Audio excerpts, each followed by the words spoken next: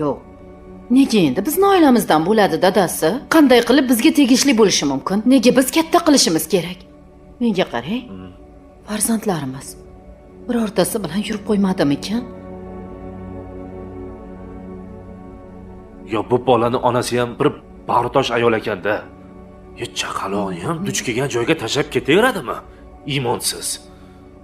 Balki u ayol chaqaloqni boqolmas. Shuning uchun otasi katta qilsin degan maqsadda bizni uyimizga qoldirib ketgandir. Otasi kim bo'ldi ekan? Farzandlarimiz unaqa yomon yo'lga yurmasa,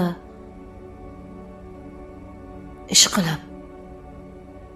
qilib sizni bolangiz emasmi? Sen tovuq miya esingni yeb qo'yibsan. Ber menga bolani, ber deyapman. Endi uxlayapti. Zo'rg'a ovutdim o'zi. Nima qilmoqchisiz?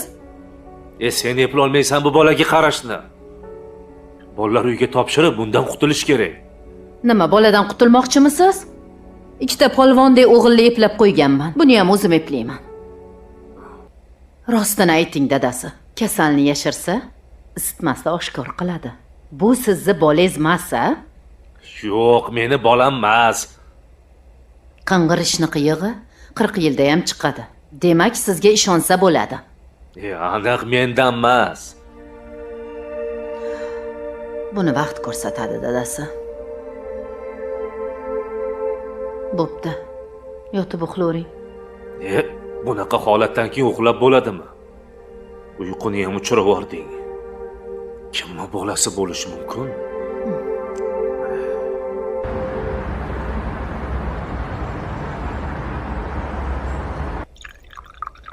Aka noyismi?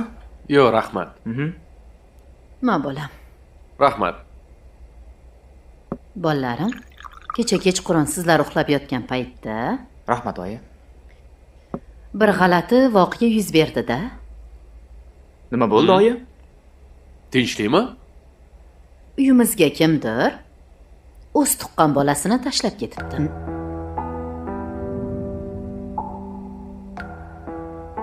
Yo'q. Rostdanmi oyi? Rostdan. Kechqurun uxlab yotsak, chaqaloqning yig'isi eshitildi. Dadang bilan shundoq ikkalamiz ko'chaga chiqsak, eshigimizni tagida chaqaloq turibdi. Kiyimiga esa mana bu xatni solib qo'yishibdi. Bering-chi oyi buni. Hop, bola o'zi qani? Qaysi xonada? Bizni xonamizda.